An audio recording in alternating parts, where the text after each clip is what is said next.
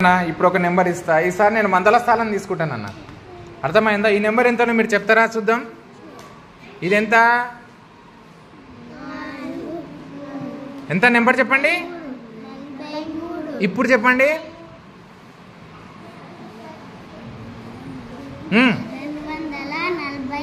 గట్టి చెప్పు నాన్న. Very good. చూడు నాన్న, వందల స్థానంలో 2, పదుల స్థానంలో 4, ఒకట్ల స్థానంలో 3. అది ఎంత నెంబరు చెప్పండి. 243.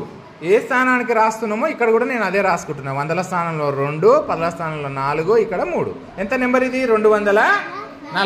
దీనికి విస్తరణ రూపం మనము రాయాలి. ఎట్లా రాయాలో చూడండి. ఇప్పుడు 2 ఏ స్థానంలో ఉంది? వందల. దీన్ని తీసుకుపోయి వందల స్థానంలో పెట్టండి. 4 ఏ స్థానంలో ఉంది? పదుల స్థానంలో పెట్టండి. కనిపిస్తుంది కదా మీకు 10 రూపాయల నోటు. గుడ్. పదుల స్థానం, ఇది వందల స్థానం. 3 ఏ స్థానంలో ఉంది? ఒకట్ల స్థానంలో పెట్టండి.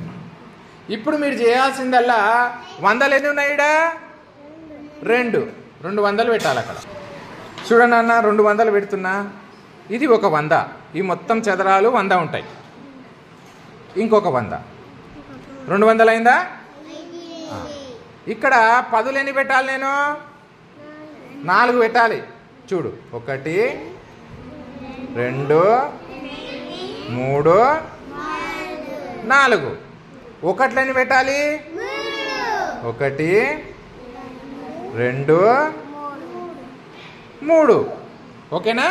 ఇప్పుడు మనము స్థాన విలువలు రాసేస్తే విస్తరణ రూపం వచ్చినట్టే. చూడు, ఇక్కడ 100 ఎన్ని ఉన్నాయి?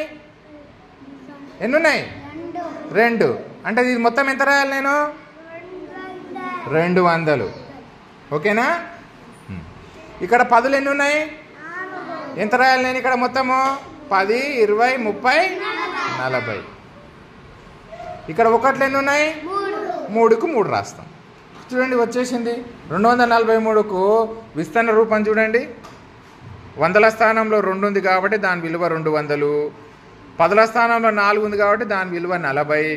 ఒకట్ల స్థానంలో 3 ఉంది కాబట్టి దాని విలువ 3. అర్థమైందా? 200 + 40 + 3.